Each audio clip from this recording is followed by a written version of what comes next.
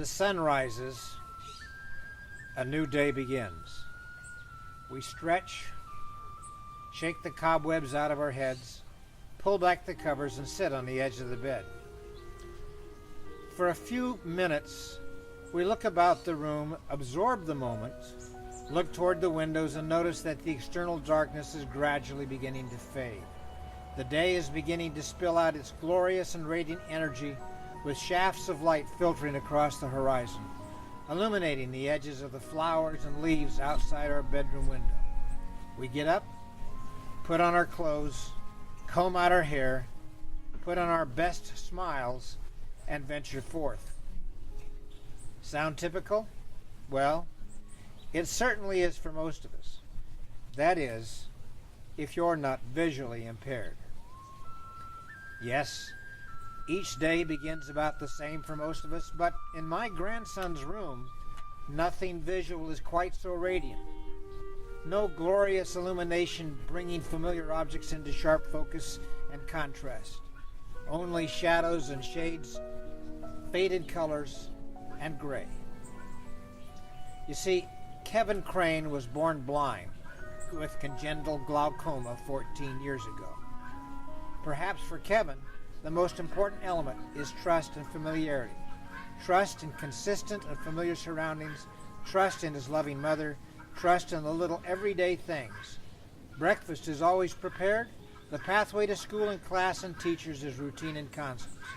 For a visually impaired person, as long as their somewhat insecure world is predictable, routine and constant, life is good, life is comfortable, life is full of opportunities.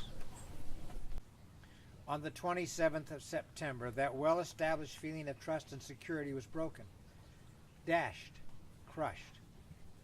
After a totally unexpected occurrence rattled Kevin's belief in people being good.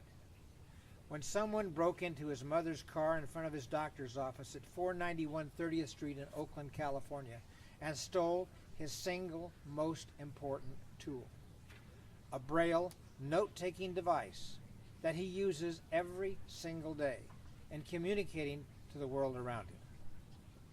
Like all of us, when we have our world turned upside down by someone violating our personal orb of security, he experienced the big why.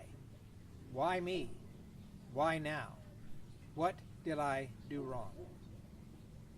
Well, the family immediately reasoned that because Kevin's Braille note-taking device is a rather strange-looking communication tool, the thief probably did not know what he was holding. And in not being able to figure out what it was or what it was good for, probably simply discarded it. Well, we called Channel 5 CBS News and revealed our story to them. And very quickly, a Channel 5 news reporter, Kristen Ayers, came to our assistance and helped us to get the story of this theft out on the 5 and 6 o'clock evening news broadcasts. Everyone has been hoping that if someone has found this discarded, strange-looking device, Kevin's Braille note taker, perhaps we can now recover the device, a very expensive device that my daughter will have to replace. She had no insurance that would specifically cover this loss. Join me now for just a minute while we revisit that broadcast.